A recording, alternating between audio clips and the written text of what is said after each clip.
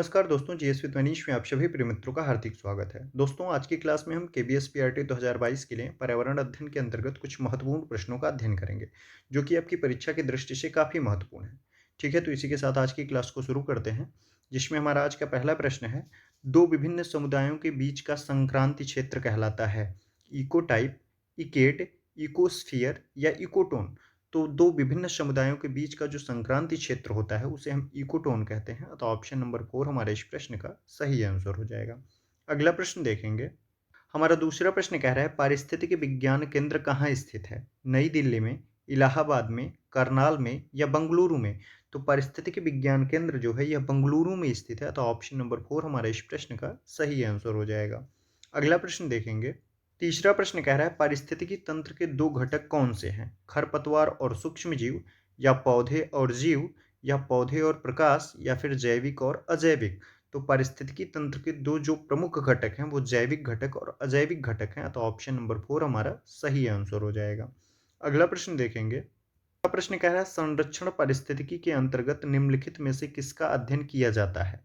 प्राकृतिक संसाधनों के उचित प्रयोग तथा प्रबंधन का, या विभिन्न क्षेत्रों के जीवधारियों के आवासों का अध्ययन उनके पर्यावरण के परिप्रेक्ष्य में, या विभिन्न जंतुओं के आपसी तथा उनके पर्यावरण के साथ संबंधों का अध्ययन, या उपयुक्त सभी? तो ऑप्शन नंबर 1 हमारा सही हो जाएगा कि प्राकृतिक संसाधनों के उचित प्रयोग तथा प्रबंधन का अध्ययन किया जाता है। अगला प्रश्न देखेंगे।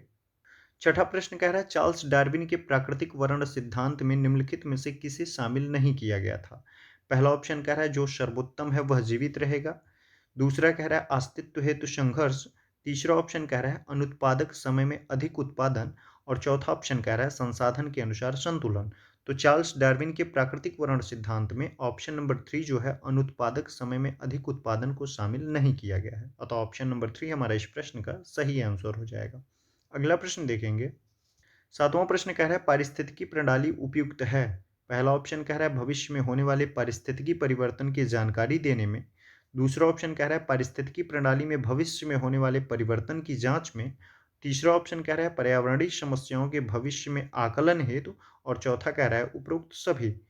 तो हमारा ऑप्शन नंबर 2 सही हो जाएगा कि पारिस्थितिकी प्रणाली उपयुक्त है पारिस्थितिकी प्रणाली में भविष्य में होने वाले परिवर्तन की जांच में। अतः ऑप्शन नंबर 2 हमारा इस प्रश्न का सही आंसर हो जाएगा। अगला प्रश्न देखेंगे। आठवां प्रश्न कह रहा है विश्व का वह भाग जहां मानव अधिवास अस्थायी है क्या कहलाता है? पारिस्थितिकी तंत्र, एक्यूमेन, अधिवास क्षेत्र, या उपरोक्त में से कोई नहीं? तो विश्व का वह भाग जहां मानव अधिवास अस्थायी है उसे एक्यूमेन कहते हैं। ऑप्शन नंबर 2 हमारा सही आंसर हो जाएगा। अगला प्रश्न देखेंगे।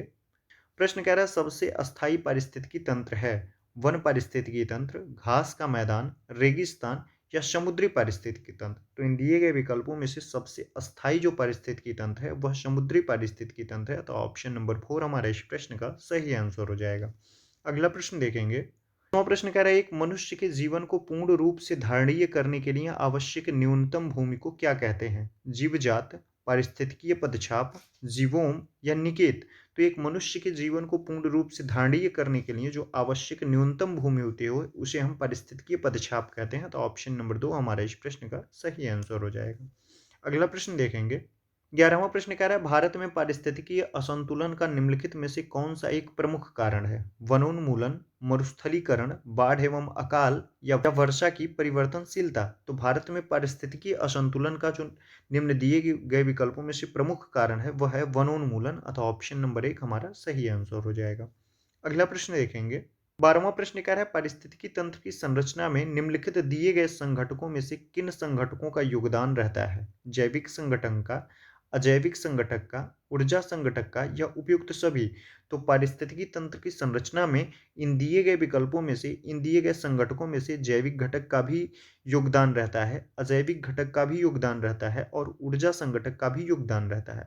अतः ऑप्शन नंबर 4 हमारा इस प्रश्न का सही आंसर हो जाएगा कि उपयुक्त सभी जो हैं सही आंसर हो जाएंगे। अगला प्रश्न देखेंगे। हमारा 13वां प्रश्न कह रहा है निम्नलिखित में से कौन सा एक पारितंत्र शब्द का सर्वोत्कृष्ट वर्णन है? पहला ऑप्शन कह रहा है एक दूसरे से अन्योन क्रिया करने वाले जीवों का एक समुदाय। दूसरा ऑप्शन कह रहा है पृथ्वी का वह भाग जो सजीव जीवों द्वारा आवासित है। और तीसरा ऑप्शन कह रहा है जीवों का समुदाय और साथ ही वह पर्यावरण जिसमें वे रहते हैं। और चौथा ऑप्शन कह रहा है किसी भौगोलिक क्षेत्र के वनस्पति जात और प्राणी जात। तो इन दिए गए विकल्पों में से हमारा ऑप्शन नंबर 3 सही हो जाएगा कि जीवों का समुदाय और साथ ही वह पर्यावरण जिसमें वे रहते हैं। अतः ऑप्शन नंबर 3 हमारा इस प्रश्न का सही आंसर हो जाएगा। अगला प्रश्न देखेंगे। अगला प्रश्न कह रहा है निम्न में से कौन पारिस्थितिकी तंत्र के विषय में सही नहीं है। पहला ऑप्शन कह रहा है यह जैविक एवं अजैविक दोनों संगठनों से युक्त होता है। दूसरा कह रहा है इसकी अपनी स्वयं की उत्पादकता होती है। तीसरा ऑप्शन कह रहा है यह एक बंद तंत्र होता है। और चौथा कह रहा है यह प्राकृतिक संसाधन तंत्र होता है। तो इन दिए गए विकल्पों में से पारिस्थितिकी तंत्र के विषय में ऑप्शन नंबर 3 सही नहीं है, क्योंकि यह एक प्रकार का बंद तंत्र नहीं होता है, बल्कि यह एक खुला तंत्र है। अतः ऑप्शन नंबर 3 हमारा इस प्रश्न का सही आंसर हो जाएगा। अगला प्रश्न देखेंगे।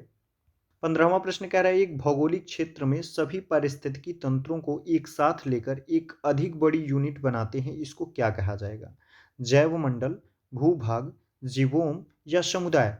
तो एक भौगोलिक क्षेत्र में सभी पारिस्थितिकी तंत्रों को एक साथ लेकर एक अधिक बड़ी यूनिट बनाने को हम जैवमंडल कहते हैं। तो ऑप्शन नंबर 1 हमारा इस प्रश्न का सही आंसर हो जाएगा। अगला प्रश्न देखेंगे। 16वां प्रश्न कह रहा है प्रकाश संश्लेषण के दौरान प्रकाश सुग्राहीकरण के रूप में निम्न में से कौन काम करता है। पर्णहरित, क्लोरीन, ऑक्सीजन या नाइट्रोजन। तो प्रकाश संश्लेषण के दौरान प्रकाश सुग्राही कारक जो होता है उसके रूप में कार्य करने वाला पर्णहरित होता है, क्लोरोफिल। अतः ऑप्शन नंबर 1 हमारा इस प्रश्न का सही आंसर हो जाएगा। अगला प्रश्न देखेंगे। नवा प्रश्न कह रहा है निम्न में से कौन सा एक सरित जिसे हम लोटिक कहते हैं पारिस्थितिकी तंत्र का उदाहरण नहीं है। तालाब, मुहाना, सरिता या लेगून। तो इन दिए गए विकल्पों में से तालाब जो है यह एक प्रकार का सरित पारिस्थितिक तंत्र का लोटिक पारिस्थितिक तंत्र का उदाहरण नहीं है। तो ऑप्शन नंबर 1 हमारा सही आंसर हो जाएगा। अगला प्रश्न देखेंगे। 18वां प्रश्न कह रहा है पारिस्थितिकी तंत्र में उच्चतम पोषण स्तर प्राप्त है, शाकाहारी को प्राप्त है, मांसाहारी को, अपघटक को या सर्वाहारी को। तो पारिस्थितिकी तंत्र में उच्चतम पोषण स्तर जो प्राप्त है उसे सर्वाहारी को प्राप्त है। तो ऑप्शन नंबर 4 हमारा सही आंसर हो जाएगा। अगला प्रश्न देखेंगे। हमारा अगला प्रश्न कह रहा है निम्नलिखित में से कौन सा एक मूल तत्व पत्ते के हरे वर्णक में स्थित रहता है। मैग्नीशियम, फास्फोरस, लौह या कैल्शियम। दिए गए विकल्पों में से एक मूल तत्व जो पत्ते के हरे वर्णक में स्थित होता है वह मैग्नीशियम है। तो ऑप्शन नंबर 1 हमारे इस प्रश्न का सही आंसर हो जाएगा। अगला प्रश्न देखेंगे। 20वां प्रश्न कह रहा है निम्न में से कौन सा जोड़ा सही है। उत्पादक हिरण, प्राथमिक उपभोक्ता तेंदुआ, द्वितीयक उपभोक्ता घास और अपघटक जो है वो बैक्टीरिया को कह रहा है। तो उत्पादक जो हिरण कह रहा है यह गलत हो जाएगा, क्योंकि उत्पादक जो होता है हरे पेड़ पौधे वनस्पतियां होती हैं। दूसरा कह रहा है प्राथमिक उपभोक्ता तेंदुआ। तो प्राथमिक उपभोक्ता जो होते हैं यह पूर्ण रूप से शाकाहारी होते हैं। अतः तेंदुआ जो हो जाएगा यह भी गलत हो जाएगा, क्योंकि प्राथमिक उपभोक्ता ये हिरण हो जाएगा। तीसरा कह रहा है द्वितीयक उपभोक्ता घास। तो घास जो है एक प्रकार का उत्पादक है, यह भी गलत हो जाएगा। द्वितीयक उपभोक्ता में आप मांसाहारी आएंगे आपके। अपघटक जो होता है ये बैक्टीरिया होता है। ऑप्शन नंबर 4 हमारा इस प्रश्न का सही आंसर हो जाएगा। अगला प्रश्न देखेंगे। पारितंत्रों की घटती उत्पादकता के क्रम में उनका निम्नलिखित में से कौन सा अनुक्रम सही है। महासागर झील घास स्थल मैग्रो, मैग्रो महासागर घास स्थल झील या मैग्रो घास स्थल झील महासागर या महासागर मैग्रो झील घास स्थल। तो इन दिए गए विकल्पों में से ऑप्शन नंबर 3 हमारा सही हो जाएगा कि सर्वाधिक उत्पादकता जो होती है मैग्रो वन की होती है, उसके बाद घास स्थल की, उसके बाद झील की और अंत में महासागर की हो जाएगी। तो ऑप्शन नंबर 3 हमारा इस प्रश्न का सही आंसर हो जाएगा। अगला प्रश्न देखेंगे। 22वां प्रश्न कह रहा है निम्नलिखित में से कौन कृत्रिम पारिस्थितिकी तंत्र है।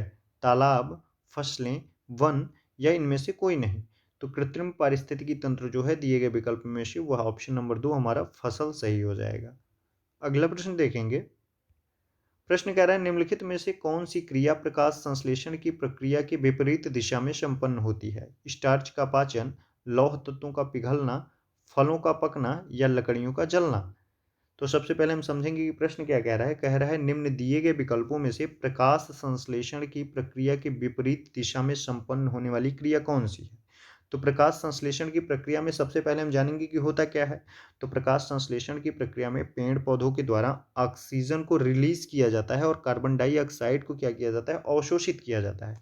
तो इसकी विपरीत प्रक्रिया करना है, मतलब ऑक्सीजन को अवशोषित करे और कार्बन डाइऑक्साइड को रिलीज करे। तो यह प्रक्रिया जो होती है यह लकड़ियों के जलने में होती है। अतः ऑप्शन नंबर 4 हमारा इस प्रश्न का सही आंसर हो जाएगा कि यहाँ पे लकड़ियों के जलने से जो होगा कार्बन डाइऑक्साइड रिलीज होगा। तो ऑप्शन नंबर 4 हमारा इस प्रश्न का सही आंसर हो जाएगा। अगला प्रश्न देखेंगे। 24वां प्रश्न कह रहा है प्रकाश संश्लेषण की क्रिया होती है केंद्रक में, माइटोकॉन्ड्रिया में, हरित लवक में या इनमें से कोई नहीं।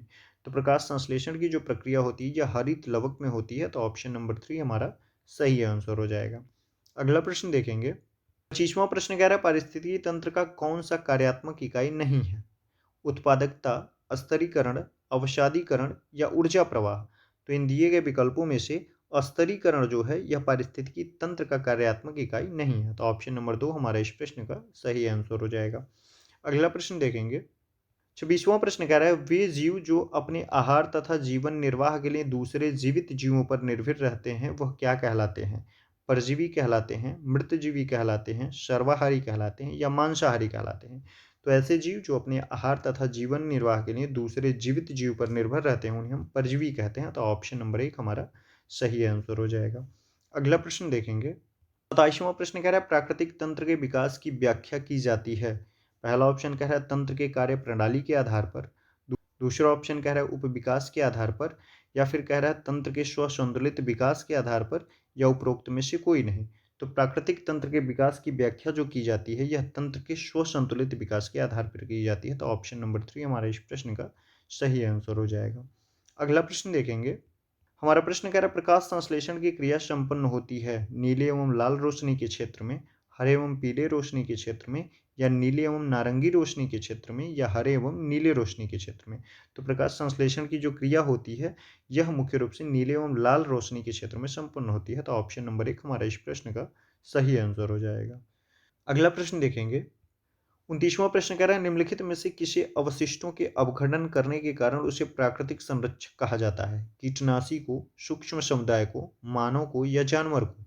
तो इन दिए गए विकल्पों में से अवशिष्टों के अपघटन करने के कारण प्राकृतिक संरक्षक के रूप में जाना जाता है सूक्ष्म समुदाय को। तो ऑप्शन नंबर 2 हमारा इस प्रश्न का सही आंसर हो जाएगा। अगला प्रश्न देखेंगे। प्रश्न कह रहा है प्रकाश पोषक तत्वों एवं स्थानों की प्राप्ति हेतु निम्नलिखित में से किसमें सर्वाधिक आपसी प्रतिस्पर्धा पाई जाती है? पहला ऑप्शन कह रहा है विभिन्न नीके क्षेत्रों में रहने वाले वे समुदाय जो एक दूसरे से काफ़ी नज़दीक रहते हैं, और दूसरा ऑप्शन कह रहा है एक ही स्थान पर नीके में रहने वाले वे समुदाय जो एक दूसरे से काफ़ी नज़दीक रहते हैं, और तीसरा ऑप्शन कह रहा है एक ही आवास क्षेत्र में दूर दूर रहने वाले जैविक समुदायों में, या चौथा ऑप्शन कह रहा है विभिन्न नीके क्षेत्रों में रहने वाले विभिन्न जैविक समुदायों के मध्य। तो प्रकाश पोषक तत्वों एवं स्थानों की प्राप्ति हेतु इन दिए गए विकल्पों में से सर्वाधिक आपसी प्रतिस्पर्धा जो पाई जाती है यह पाई जाती है एक ही स्थान पर नीके में रहने वाले समुदाय जो एक दूसरे से काफ़ी नज़दीक रहते हों। और तो ऑप्शन नंबर 2 हमारे इस प्रश्न का सही आंसर हो जाएगा। तो ये रहे आज के हमारे पर्यावरण से संबंधित 30 महत्वपूर्ण प्रश्न जो विभिन्न टॉपिक से संबंधित रहे, जो आपकी परीक्षा की दृष्टि से काफ़ी महत्वपूर्ण है, जिनका हम लोगों ने अध्ययन किया। ठीक है, मिलते हैं अगली क्लास में एक नए टॉपिक के साथ। धन्यवाद।